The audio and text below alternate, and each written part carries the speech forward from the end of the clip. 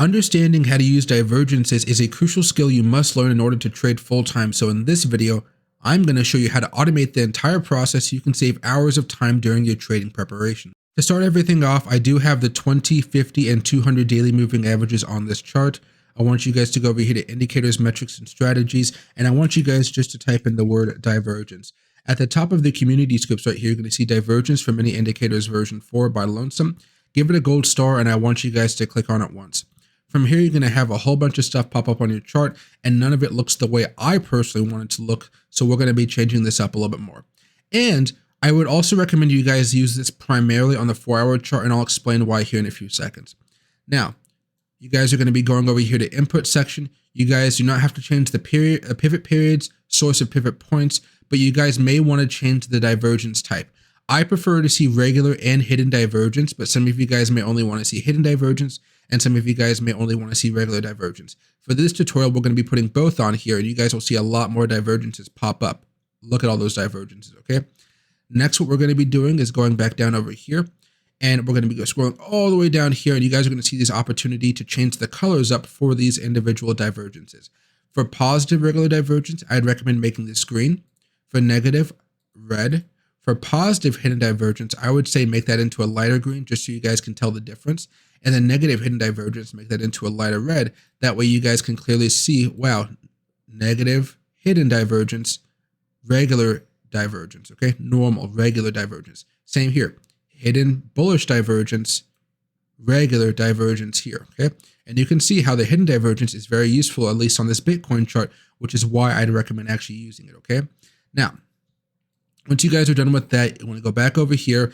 If you guys care about the lines here, as far as these are being dotted for hidden divergences and solid for regular divergences, you guys can always change these up. I don't think you guys have to worry about this. If you guys want the lines to be a little bit thicker, you guys can always make the lines a little bit thicker there as well. As far as I'm concerned, I really don't do that. In fact, I would actually recommend you guys go over here to style, and you guys can actually just turn off the lines if you guys don't want to see them. Normally, I don't want to see them because I'll have other technical indicators out there. If you guys just want to have a plain chart that just has the divergences on them, I would actually recommend having the lines on so you guys can see what time period that those divergences are actually being created, okay? From here to here, regular divergence. From here to here, a bullish divergence, okay?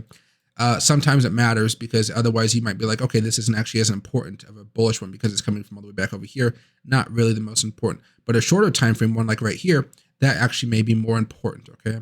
Now, after that, you're pretty much done as far as setting this up in a way that looks nice. If for whatever reason you guys do not want to have any particular type of divergence on here, you guys can always uncheck them, okay? If you guys don't want to see MACD divergences, you can just simply uncheck it and it'll disappear from right here, right? Disappear. And that's how you guys are going to have this base set up. The problem with this one, if you ask me here, is how cluttered do you guys want this to look? Because if we go over here on a 4-hour chart, and we kind of stretch this out, you'll see that there was opportunities here to make some short scalps in the 4-hour chart. Here, this ended up being a nice little return rally. Here, we ended up finding some stability after having a big flush out. Small move there, small move here overall. I don't necessarily like having all this stuff on here. So what I tend to do, and this is my personal preference, if you guys don't want to have it as cluttered as this, you guys can go back over here and you're going to see the minimum number of divergences. You guys can set this to either 2 or 3. For me, I'm okay with it being at 2 because I feel like I missed some certain things here if I have it set at 3. So you're going to see this one disappear in this one. I personally like having it set to 3, okay? But you can actually, one actually popped up here when we got rid of this other one. So sometimes it does work like that, okay? For me, for now, let's just keep it at 3. I think it'd be a little bit easier for us because everything can be cluttered. And you can even see with 3, it's going to be cluttered. But I have this zoomed in at 175% so you guys can see. If I go back over here to 100% hit auto, it's not going to be nearly as cluttered as it is on the 175, okay? So you guys can always keep the 2 here. Don't feel like because I'm using the 3, you guys can't use 2. I want to emphasize that a lot. Now, the way I would traditionally use this here is if I see that Bitcoin or another asset is at a level of resistance, for this instance, let me go over here to auto, and I can say that right here, there we go, weekly chart. We're even seeing some weekly divergences over there, but we don't have to talk about that right now. Go back over to the 4-hour chart. If I see that we're having divergences towards resistance levels here, especially if I'm using order blocks from the Smart Money Concepts indicator or something similar, I'm going to actually use that as an opening position for me to try to make some money, but only if I'm looking at it as far as at a major level of resistance. There was also another major level of resistance up here, and each time you took this opportunity, you actually made money over the preceding 12 to 24 hours. 12 to 24 hours every single time worked out beautifully. Are you going to be trying to buy at levels of resistance? Normally, no, but actually in this case, we had a big one that worked out right here. This had 5 signals. This 4 did not work out, and this 4 right here, it did work out after some time, but primarily you're going to be going with the trend. If you're at resistance and you see these levels, you're going to want to trade these, but only at the resistance levels. On the other side here, if you see some at major levels of support, that's going to be telling you, wow, you could get ready for some larger moves here. For this one, we had a pop up there. That was pretty nice. Again, some at resistance, didn't work out on that resistance one, but that's also because we were also in the process of a breakout. So you guys also have to understand what's going on here as far as the charts. Don't just use this, use other technicals as well. A 3 worked out here. You had a divergence right here that worked out perfectly. This one worked out okay, but again, you're at support. Are you going to be taking that trade? This one for about what? 4, 8, 12, 16, 24 hours might have had a good opportunity to make some money. But the way that you can master this, especially as you guys see there's a level of resistance right here, the way I would recommend trading this to become a pro is having an understanding of what's happening on this 4-hour chart, because this 4-hour chart is really set up for success when you're at those big levels of resistance and support. The way you want to use this is to understand that, hey, we're in a bearish trend now after we've seen this divergence, and you guys are going to have a separate chart open up. Let me go back up here to 100% zoom so you guys can see what's going on. And then so if you guys want to scalp on a 15-minute chart, let's say, or you guys want to scalp on something more like a 5-minute, you guys will have the confidence to say, hey, all the divergences are showing we're going to be slowing down here pretty soon. So you guys could start being more confident about any breakdowns or any buy signals that you guys see on other indicators out there. That way you guys know that, hey, everything is working in my favor. So you have that one extra level of confidence to say, wow, look at this, I'm going to be a little bit more bullish.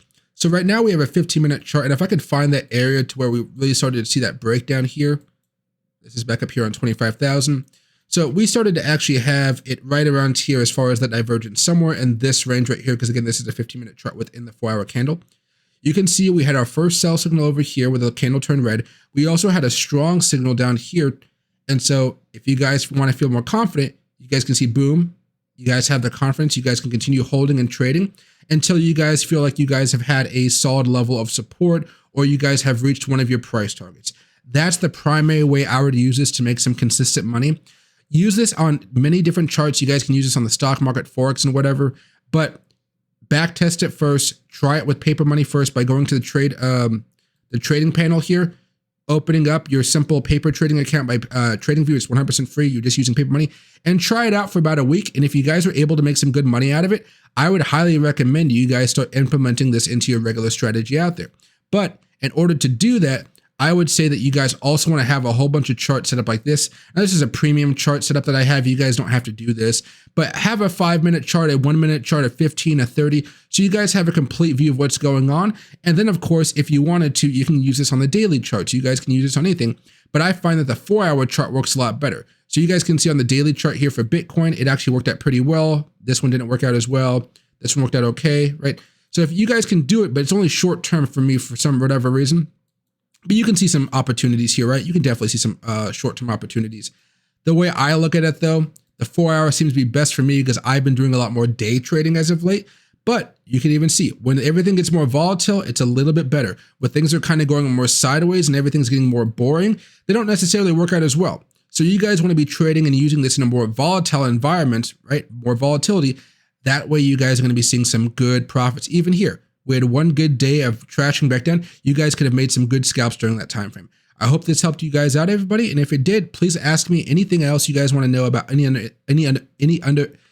other indicators out there.